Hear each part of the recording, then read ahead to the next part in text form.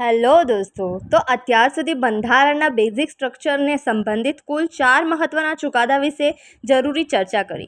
ત્યારે Kesavananda Bharati, Golaknath case, MC મહેતાનો case, Minerva મિલ્સનો કેસ અને ત્યારે આજે ફરી એકવાર બેઝિક સ્ટ્રક્ચરને સંબંધિત ઇમ્પોર્ટન્ટ લેન્ડમાર્ક જજમેન્ટ એટલે Sajjan Singh versus state of Rajasthan 1965.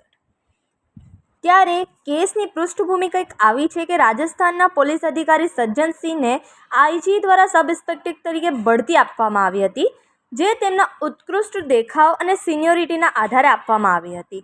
ત્યારે તેમનાથી મોટા અધિકારી દ્વારા તેમને જણાવવામાં આવ્યું હતું કે તમને પ્રમોશનની તક છે, અને જ્યારે આ નિમણૂક અંગે તપાસ હાથ ધરવામાં આવે છે ત્યારે DIG આ નિમણૂકને ગેરકાયદેસર જાહેર કરે છે અને સજ્જનસિંહને સબ ઇન્સ્પેક્ટરના પદ ઉપરથી રાજીનામું આપવું પડે છે.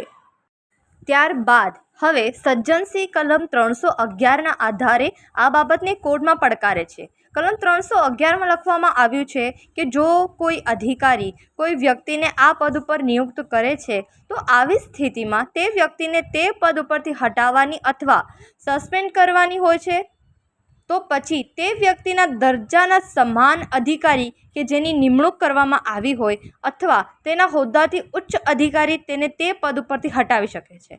પરંતુ અહીં એવું ન થયું હતું, કારણ કે DIG એ IGથી નીચીના રેન્કના અધિકારી હોય છે. ત્યારે સજ્જનસિંહને બરતરફ કરી લીધા હતા, જે ગેરબંધારણીય હતું. તો કોર્ટમાં સજ્જનસિંહની દલીલ એવી હતી કે તેમને તેમની બાજુ રજૂ કરવાની તક પણ આપવામાં આવી ન હતી. આમ સજ્જનસિંહ આ કેસ જીતી જાય છે અને સબ ઇન્સ્પેક્ટરનું પદ પાછું મેળવે છે. ત્યારે સુપ્રીમ કોર્ટનો નિર્ણય હોય છે કે આ કેસમાં 17મા બંધારણીય સુધારાની માન્યતાને પડકારવામાં આવી હતી. અગાઉના નિર્ણયોને પુનરાવર્તિત કરતા સુપ્રીમ કોર્ટે કહ્યું કે કલમ 368 હેઠળ સંસદ બંધારણના કોઈપણ ભાગમાં સુધારો કરી શકે છે, જેમાં મૂળભૂત અધિકારોનો સમાવેશ થાય છે.